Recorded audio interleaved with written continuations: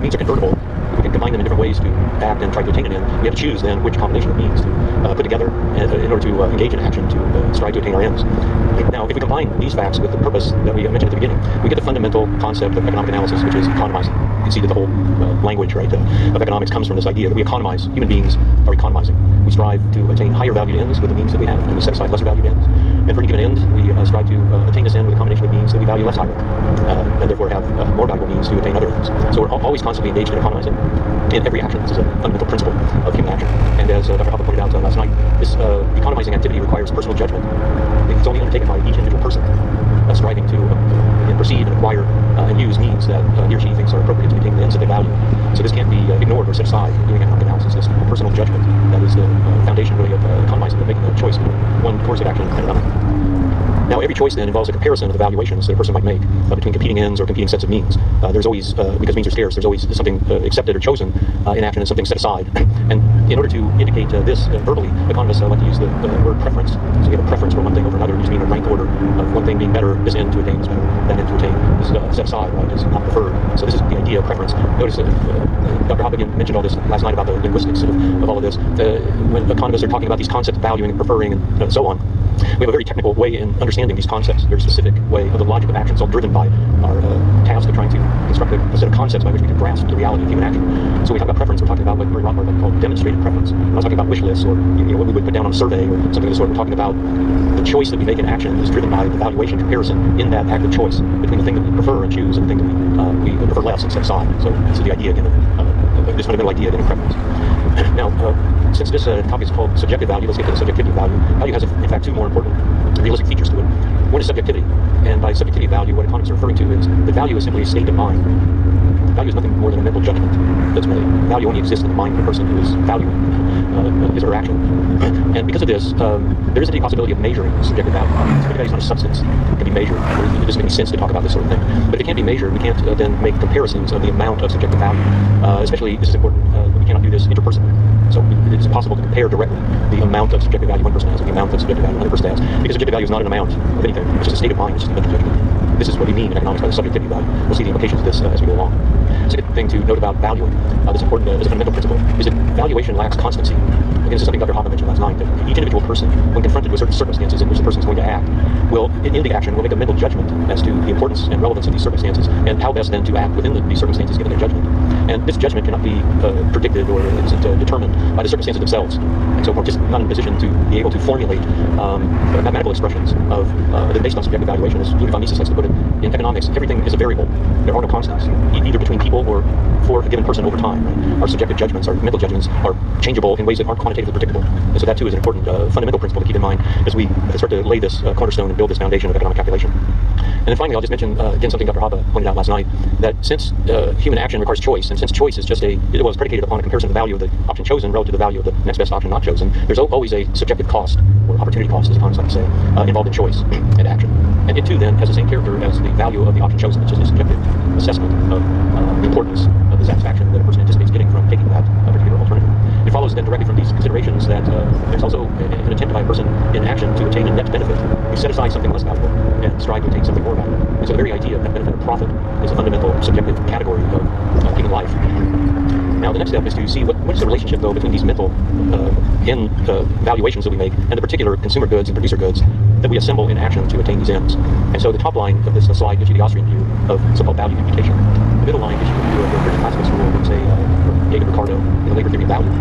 And the bottom line gives you the view from neoclassical economics given by Alfred Marshall. And you can see the different way in which they conceive of the transmission. The arrows are arrows of transmission of value. Where the Austrians say, it must be the case that since all human action aims at attaining an end, that the consumer good that a person uses as an aid to attain an end must have its value given to it by the person who's striving to attain the end. And the value of the good comes from, or is derived from, the value of the end itself, and the assessment that the person makes as to the importance of using this particular good in an action to attain the end. And if that's true of consumer goods, then it must also follow through for producer goods. The only reason a person values a producer good is because he or she anticipates that the application of the producer good, in combination with other producer goods, will produce a consumer good, and then the consumer good will directly aid in the attainment of the end. The middle line from the British classical school turns this transmission process on its head. It says, producer goods must have intrinsic value, and the intrinsic value of a producer good, like the labor theory of value, the intrinsic value of labor, is transmitted to the consumer good through the act of production. And then that value of the consumer good is assented to by the human mind. And all I'm pointing out at this juncture is to say that to hold this view contradicts the very basic fundamental notion of human action, which is purposeful behavior. That everything about human action is really about the motive to attain the end. The end is the primary thing, and therefore the means must be secondary to attain the end. The neoclassical view that turns the arrows on each other, this position that Alfred Marshall, that the price of a consumer good is jointly determined by the subjective valuation of consumers on the demand side and the intrinsic cost of production values on the supply side, it surrenders all possibility of engaging in anything like a scientific approach to economic logic. It throws out of consideration any sort of teleological approach to economic analysis, and instead just says something like everything depends upon everything else. It doesn't really get us anywhere in this regard. Or as Dr. Hoppe pointed out last night, it throws one back into this realm of just thinking that the only economic analysis that can be done theoretically is to engage in empirical hypothesis. All right, so let's take the next step. We can say some other things about the value of consumer goods and producer goods at the beginning of this consideration. And so here on the left-hand side of the slide first, suppose we have a person who owns an iPhone SE, and we ask this question. This person, obviously, we've already answered some of the questions that economic logic can tell us about this. The person owns the iPhone SE, they came to acquire it, right? They purchased it somehow, or it was gifted to them, they kept it, or however they acquired it, and they're using it as a consumer good to satisfy their ends. They're choosing to obtain this good and use it because they find it conducive, more conducive than other alternatives to attaining the end. The question we want to pursue now is, why doesn't a person own another iPhone SE? The person just owns one, and it's a good to them. Why don't they own two? So we get again what Dr. Hoppe mentioned last night. We see immediately the law of diminishing marginal utility, the first law of utility, that since the first unit of a good, in this case the iPhone SE, is being used for the most valuable purposes, that's economy. If the person had another unit of consumer good, that person would have to apply it to less valuable ends, and therefore would impute less value to and it also illustrates this simple term, illustrates the other law that which is the law that more units of a good is always referred to fewer units of a good. This, of course, requires the condition that having an extra unit of a good is always in the face of scarcity. It doesn't have so many units of good that they no longer have ends to which they can put units of the good. If that's true, then the law doesn't apply. The laws only apply to goods. Goods by definition are scarce, as we've talked about already. Okay, so that's the first set of laws that we can derive about this. On the right-hand side, we have the second principle or law that we can derive about valuation of consumer goods. And this is the idea that, let's suppose, examples is this. Let's suppose that this person who owns the iPhone SE engages in this act of consumption, which is the person does FaceTime for 2 hours with his dear mother, who has a very and so he wants to spend some time FaceTime with his mom. But remember, once he does that, then the most valuable use of the consumer good has been exhausted. And any additional act of using the consumer good would have less value to this person. The person is always autonomous, always choosing the value of life. Well, if another use of the iPhone SE is less valuable, the person might then interject a different action that doesn't use this particular consumer good into their personal economy. Right? So this is the explanation that comes with the logical structure that explains how you and I divide up our acts of consumption during the day. Right? We're doing this act and then that act as we go for a run for an hour. Well, why does this person have a pair of Hoka Bondi shoes? Well, because the person gets consumptive value from doing running, right? And the shoes are valued as a consumer good means to attain this end. But then once that act was accomplished, what would the next use of the shoes be? Right? Less valued, and so something else comes into consideration. Now tomorrow, I know what you're thinking, because you're a bunch of bright students. You're thinking, doesn't that imply isn't my example sort of implying a certain chronology of these actions? We'll get to that tomorrow. We did that first thing tomorrow. We'll talk about chronology later. All we're talking about now is logic. We're not talking about the chronological structure of action. We're just talking about its logic. All right, so that's how we think about consumer goods. Now we can do the same thing. Remember, our value imputation process goes from consumer goods to producer goods. We can do the same thing with producer goods. So we just a certain universal logical structure of how this works. So here my example is, suppose the same person lives on, bought property, has his family, and he owns property, and he bought this property because it has a stream that runs through the property, and he likes to fish, and they're fishing stream, and so now his personal about his logic. All right, so that's how we think about consumer goods. Now we can do the same thing. Remember, our value imputation process goes from consumer goods to producer goods. We can do the same thing with producer goods. It's no different. We just a certain universal logical structure of how this works. So here my example is, suppose the same person lives on, bought property, has his family, and he owns property, and he bought this property because it has a stream that runs through the property, and he likes to fish, and they're fishing the stream, and so now his personal economy, he's acquired this property as what he wants in terms of that consumer possibility, and then he buys a fishing rod and tackle box, and it's got all the complementary factors of production to engage in fishing, and now he's just applying labor. He's just going out and fishing, right? And what we find in this sort of situation, we get the logic in this case, every act of production uses complementary factors of production. In this case, the natural resources, the stream, capital goods, fishing pole, tackle box, and labor. It's a combination of these things. And it's always a combination of things that we can always, just as a mental exercise, just a logical exercise, vary the amount of one of the factors of production, giving the others a fixed amount. We can always ask the question, what would happen if this person just continued to fish 24 hours a day, 7 days fish? Well, they would get eventually then this principle of the law of return, diminishing returns, or increasing amounts of variable input used or fixed amounts of complementary inputs. And therefore, the advantages that they get from these acts of production diminish progressively, adding more and more units of labor. So you can see that we can establish laws in the same way we're talking about our personal economies as we differ consumption. If these acts of personal production are subject to the law of returns, that is diminishing returns, decreasing returns, additional units of the variable input, in this case labor, then a person will shift labor away from things that are increasingly less valuable towards things that the person finds more valuable. Right? They'll shift away from fishing because the 2 extra fish from the second unit of labor in fishing isn't as important as half of the doghouse. And so there the person is in the doghouse. The labor, he bought the labor, the materials, and has the tools, and so on, and just sawing and building a doghouse. And what would happen if he built a second doghouse? What would be the marginal value product of his labor in that second doghouse? It would be lower than the first. So you see again we have a similar principle because we're finite beings in a finite world. We have these principles of diminishing effect. continue to do certain things over and over. And so we can second. Now let's go to the social economy.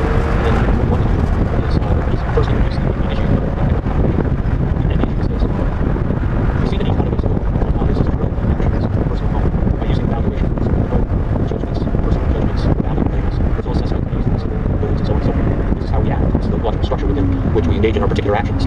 Then we ask this question, is it possible then to use this process of valuation alone to arrange economizing the use of resources in production and consumer good allocation among different persons and so on in a division of labor? That would be the question. Can one person, in other words, through just subjective valuation in his or her own mind, arrange for all of the different people in society in a division of labor, doing all the different tasks across the division of labor in an economizing way? And hopefully you can see that the answer to this is absolutely not. This is because subjective value is a personal judgment in the minds of different people, and it isn't comparable or even known to any outsider, right, to any third party. And by the way, this isn't just a problem, of course, of socialism. It's a problem of socialism. It's a problem that exists for every politically determined outcome of the use of resources in a division of labor. Politicians never prepare to economic calculations in deciding to do this or that or the other. And so lacking that, they can't economize. They can't do what we would have them do socially as consumers of the goods that are produced by these processes. And so this is the issue. Now, we might say, well, okay, that's all well and good, but can't we just do this on our own? It's a complete side mode of democracy, democratic socialism. Every use of resources we just vote, every job that we undertake, we just vote people into this job. Would that be a compromise? Yeah. See, this doesn't solve the problem of the inability for one person or different people to be able to compare subjective values interpersonally. So it cannot be done. And if it can't be done, well, then there isn't any possibility of sort of economizing by voting or assignment of some sort, or by voting for representatives that then vote for what's being done. This is just a non-starter. It's a logical misconception to think that this could work. All right, so how is this problem overcome? Well, this problem is overcome, as again, you probably already know, or will learn in the first couple of days of this week, that it's overcome only in a market economy. Only in a market economy where people have property they can acquire, they have freedom, property that they can acquire and use and so on, and then make exchanges, and then as long as they develop into this process of the market develops into a monetary economy, it becomes possible then to engage in economic calculation, because once we have exchange in terms of money, we can in fact objectively tell who values something relative to money more than the people. So the buyer of the good pays the price, values the good subjectively, rank orders the good above that money price, and another consumer in the same store at the same time looking at the same thing, who doesn't buy the good, values keeping the money relative to the good. So we do have a way of making relative comparisons in some common term, the money unit, which allows for economic calculation. All right, so now let's just sketch out what price theory looks like, and we'll make a few other comments as we go and explain this framework with respect to economic calculation and appraisal. So this is price theory. This is the sketch or the structure of it, right? So the way in which we explain the prices of things in the market economy is we start with preferences of people, and then we find that some people who own goods are willing to supply them at certain prices that others who acquire the goods are willing to pay, and so we supply and demand. And then the individuals in the market come together and make trades, and prices emerge in these trades. And then once we have the prices of consumer goods, these prices then generate two effects. They generate expenditures for consumers, and they generate revenue for entrepreneurs who have produced these goods. And then with the revenue that entrepreneurs have obtained, this funds their ability to demand factors of production. And so the demand for factors of production for produced goods is determined by our buying of the products that the owner produces. And we can defund entrepreneurs by buying product. That's what we actually do by buying products. So you can see how the value accumulation process personally is also mimicked here in monetary terms.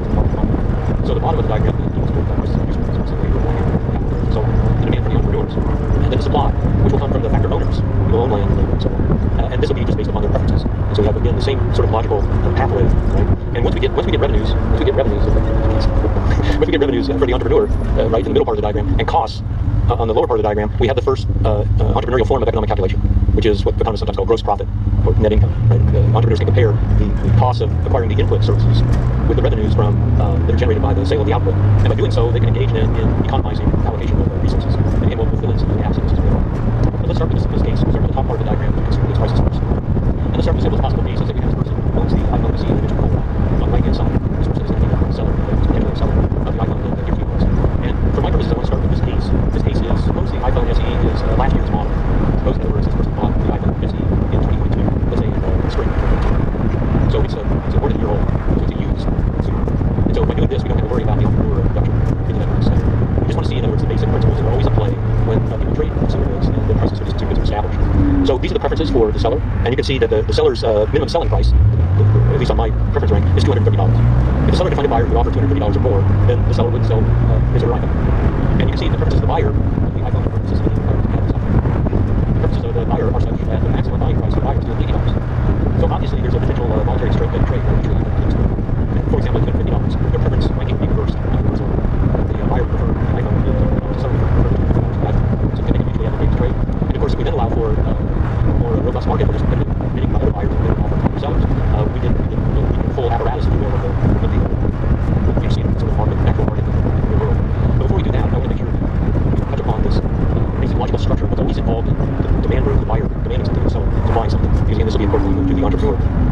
always looks like this, right? Just as we depicted. The demand by the buyer is always the value of the good obtained is rank ordered above the value of the money given up. And the opportunity cost, the thing given up when the money is surrendered, right, can fall into one of two categories. It can be the personal use of the thing. So the buyer can just keep the money and use it to get against uncertainty, so he can just hold on to the money instead of spending it on his good. Or the buyer can try to find another seller. So they were cheap.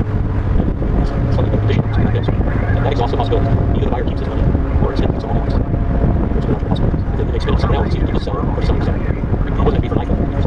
It seems logical. And then a similar thing for the seller. When somebody sells something, it's always the same logic. The value of the money they receive is rank ordered above the value of the good they give up. That's why they sell. The value they give up always has the same categories. The person who sells the iPhone can keep it for personal use, as they were doing before it was sold. Or they could, instead of selling it to the buyer that we have it on here, they can hold out and try to sell it to another buyer. So the iPhone is either kept by the person or sold to someone or gifted, right? We're looking at sales. It's sold to someone. If it's not sold to buyer A, it's sold to buyer B or C or D. So those are the logical possibilities. And again, this will be important when we get to the entrepreneur in just a minute. Now also we want to touch upon the point of that we alluded to earlier, right? There is a law of demand that comes from the laws of utility. So we know that if this buyer is acquiring an iPhone, the buyer is thinking about the value of applying that iPhone to all of the most important acts of consumption that the buyer has in mind. And since those would all be fulfilled by the first iPhone acquired, so to speak, if the buyer were to buy a second iPhone would have less marginal utility, and therefore the buyer would be willing to pay less for it, right? So only at lower prices would buyers' quantity demand be larger. And a similar thing then happens on the seller side. There's a law of supply. We don't know, we can stipulate how many iPhone SEs the seller has. Maybe the seller is an arbitrage activity, right? Buying up used iPhones and reselling them. He's got a whole inventory of them. Well, if so, then the reason why the seller wouldn't sell out at some particular price depends upon their anticipation again of these opportunity costs getting up. Maybe people in for personal use. Maybe they think that buyers next month will pay more, right? So only at higher prices would the quantity offered for sale be larger, the law of supply. Now, in addition to that, of course, in an actual market, we have this extra condition that we talked about before. There can be competing buyers who will compete against each other by making bids for the good, and competing sellers who compete against each other making competing offers or asks. And so we get this logical structure.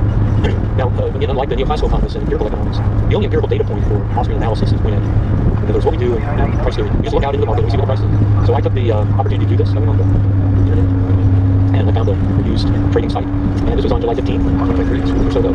And the D-Star was $250. I found a used last year's iPhone SE for sale at $250. That's what we're talking about. Why is the price $250 in this market at that moment in time? By the way, the quantity I just made, I don't know what the quantity is. But I have some number. I mean, there actually is a number. I just researched that. So why is it $250? Well, it's $250 because of the laws of supply and demand. It's $250 because if the sellers at that moment offered higher prices than this, the quantity demand would be reduced and the quantity supply that they're competing against would be increased. And there would be excess supply. There would be sellers who could not find buyers. And likewise, on the downside, it's $250 because if buyers were to offer lower prices, then the quantity supply would be reduced and the quantity demand that they're competing against would be increased. And there'd be excess demand. And there's no point in excess demand and excess supply. This is contrary to the motives and ends that the traders have in mind. Or to put it in a different way, when the market clears, we get the maximum possible mutual benefit from all the trades that are being made in the market. And since that's the point of trading, that tends to be the outcome in the market. Right? So we get this market clearing apparatus. Or we could say it this way. When the market clears, what happens is the good, in this case all the 210 iPhone SEs, the good gets allocated to the buyers and the people who value the good the most relative to money.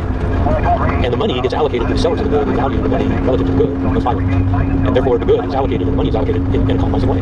It's just what the market performs for us, right? The result that we get. Okay, so now let's turn to the last step, which is the question of production. We move to producer prices, right? But to do that, we need, as we said in the schematic a few slides ago, we need to introduce the entrepreneur who's producing the good, because the entrepreneur producing the goods will demanding the factors of production. So let's go to that case. Now here, we need to recognize, remember again that Austrian analysis is realistic, and so we need to recognize that there could be different particular strategies that entrepreneurs might have about their ask prices, their offer prices. This is just an entrepreneurial business strategy as to how they engage in making an ask price. And so I've taken the case, since I picked an iPhone, I'm taking the case of what Apple seems to do when they offer the price, right? So now we're dealing with this year's model, the 2023 model, which somewhat confusingly went for sale back in October, I think, 2022. But I'm going to call this the 2023 model. I don't know the actual model designation is, but you get the idea. So they start selling this model last October. They're going to sell it until October this year. That's how they do it, right? Every model year is different. Update a little bit, radical change, whatever. And so that's the setup. And so the way in which Apple, the business strategy in asking the prices, in October when they first started selling these iPhones, their ask price was $129. You go to their website, they buy it, and they keep that price the same for the whole quarter. That's just one entrepreneurial strategy. Why do they do that? Well, they do that because they think that the overall demand for the whole model is going to be something like, again, I made up the number, 20 million. Ballpark is just how many they actually sell of this model every year, whatever, 20 million. And they think that by selling 20 million of them at $429, they at least will not injure their revenue.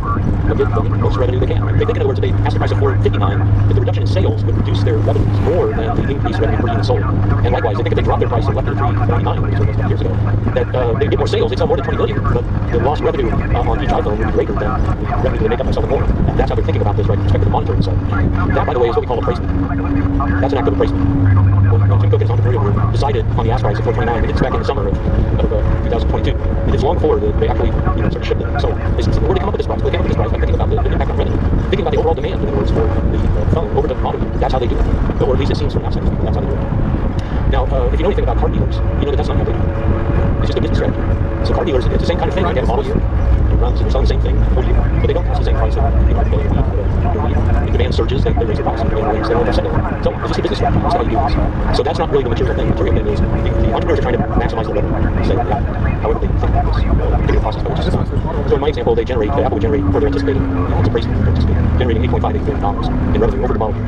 And if they do, well then, or if they're thinking this back in July, then that provides them with the ability then to appraise the demand for the inputs. So let's turn to this question.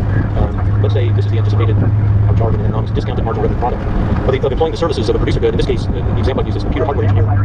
So Apple hires some computer hardware engineers. And they were paying them salaries back, beginning of 2022, paying salaries. And these hardware engineers are working on the upgraded model. Right? They're redesigning it, or whatever, the internal structure of it, thinking how to make it more efficient, whatever. And so Apple is appraising whether or not it's worth it to pay a salary of a certain amount to get the services of these hardware engineers. Will it pay off in the sale of the good to the consumer? That's the principle of the principle of this kind of marginal revenue product. The marginal revenue product is revenue from the contribution of the input. The discount comes because the entrepreneur is paying in advance, right? And this is something we'll talk in detail about tomorrow. The entrepreneur pays the hardware engineer in January of 2022. But they're not getting the revenue until 2023 is coming. And so they're lending, so to speak. They're giving up money sooner, firing money later. So this demands an interest rate. And it's always based on anticipation. That's what you get appraisement to do. It's just that the entrepreneurs look at past profitability and they say, oh, now I know exactly what to do. It's that their anticipations are always made within the form of gross profit, within the form of calculation. Now, the entrepreneur is constrained in this way because if the entrepreneur were to pay more than the discounted marginal revenue product or the service of the entrepreneur would suffer a loss on the arrangement, right? And if they try to pay less, they'll be outbid by their competing users, the competing entrepreneurs for this service.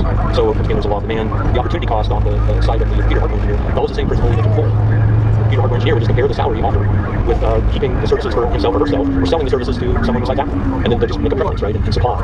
And so we get this result. And again, I'll end with this. We get this data too. I looked up from the Bureau of Labor Statistics. So this is the actual quote. They record the data precisely. The point is, there is some precise payment that's being made for computer hardware engineers. And the BLS said on, again, this is the first one too, that the salary for computer hardware engineers is $8,170. And there were 76,900 computer hardware engineers hired in the U.S. economy. That's what we're talking. That's what we're trying to explain. Why is the price arbitrary for study? Why is it 150 or 200 times the price of 100 times? And the answer is the same. If the price were above this, we'd have excess supply. If the price were below this, we'd have excess demand. The traders, some of the traders in those conditions would be unable to liquid trades, and they would engage in more aggressive. Drink plenty of fluids, stay in an air-conditioned room, stay out of the sun, and check out our relatives and neighbors. Left unattended in vehicles under any circumstances. Take extra precautions if you work or spend time outside. When possible, reschedule stimulus activities to early morning or evening. Good, how are you?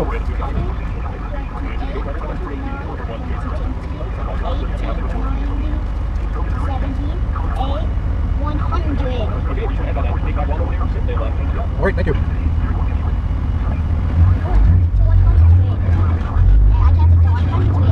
Good.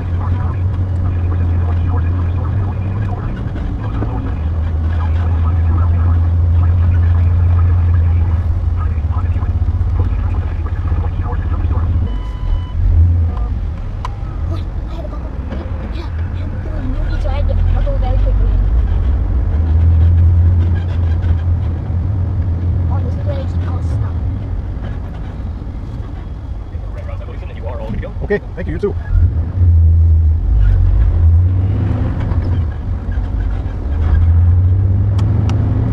Say one last thing in closing, and again you'll see this all laid out in front of you over the next 2 days. So I mentioned one thing about economic calculation, which is for the entrepreneur, which is gross profit, right? The costs and the revenues that guide the entrepreneur's production decisions. The other major form of economic calculation is equity, the balance sheet of a business, which records asset values against liabilities, right? And so that is the economic calculation form that entrepreneurs use in deciding whether or not to invest in projects where they wind up owning, not buying the services of some factor of production, but owning the factor of production itself. So that's it. Thank you for your kind attention.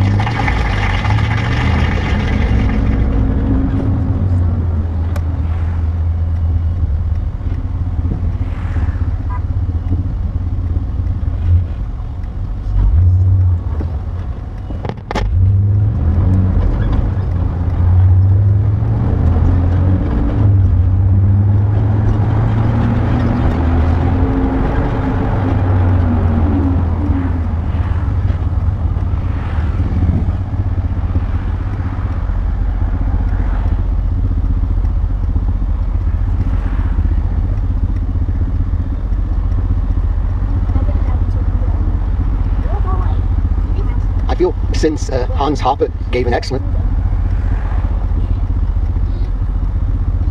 lecture on praxeology last night, I feel I should just ask you. I said, well, he's already given the lecture, so there's no need for me to repeat the lecture. We can all leave, but I don't think they would let me get away with that. One thing is you'll discover if you don't, I realize already I speak in a very soft voice, not very loud, and also monotone. Monotone. Some people advise you to have a recording speech, just speed up the recording about it. Some people recommend that starting at 170.75 and then work your way whatever is suitable. As far as speaking loudly, I remember people told me eat the microphone. I don't propose to do that. It doesn't sound like it would be a good idea. It's really not a diet plan. One other story on speaking loudly. Once Robert Nozick gave a talk and said, if you can't hear me in the back, let me know. Somebody yelled out, you can't hear you in the front. Somebody said, no, the back, we're not going to hear you. I'm going to talk today about some of the basic ideas of praxeology. This is a philosophical point of view. Now, one thing I like to point out, the word, I heard from my great friend, Father James Sadowski, I like to tell people, the word philosophy comes from the Greek word philosophia, which means philosophy.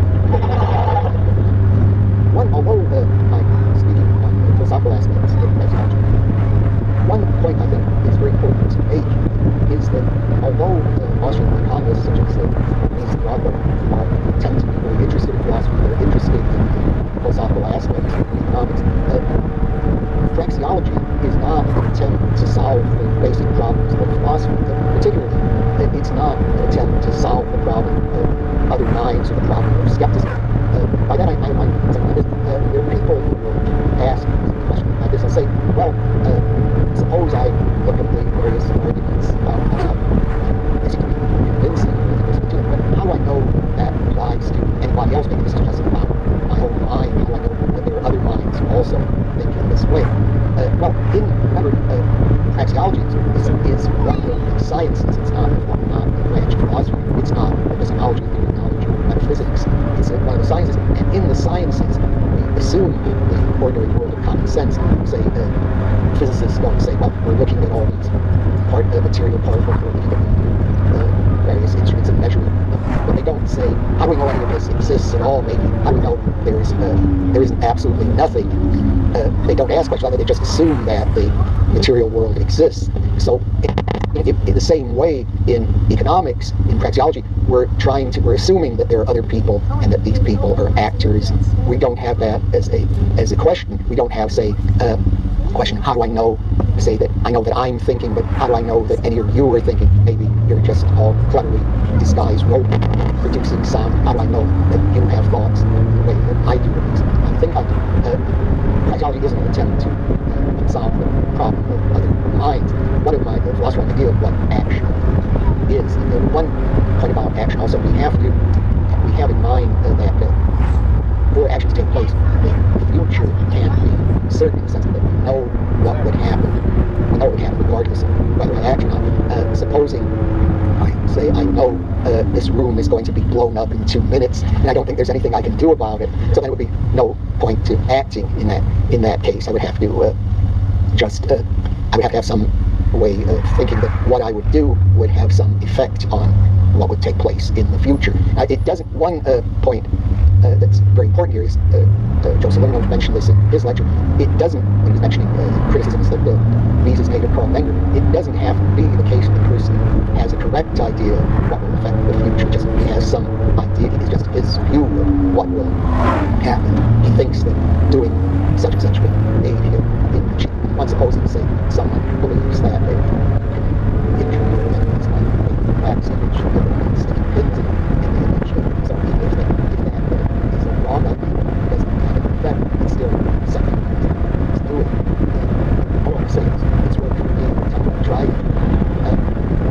One point also on knowing the future, there's an argument that sometimes people I don't think is given. You may have heard something earlier this morning. Said, well, you can't predict what someone will do and then tell them what the prediction is, because then if they tell them what the prediction is, then they can just say, well, I'm not going to do what you predicted, just to show the prediction is wrong. So that shows you can't predict what someone's going to do and tell them about it.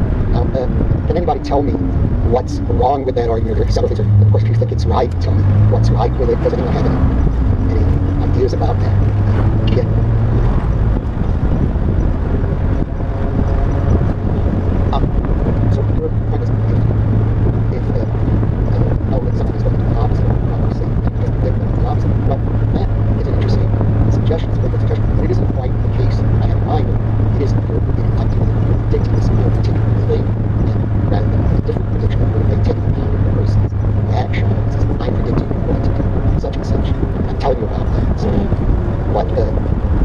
see the problem with that. Oh, yes. But the prediction is, so you're saying when you make a prediction, you're possibly changing what the person's information was. But supposing the information includes that you're giving the prediction, this is what the prediction is.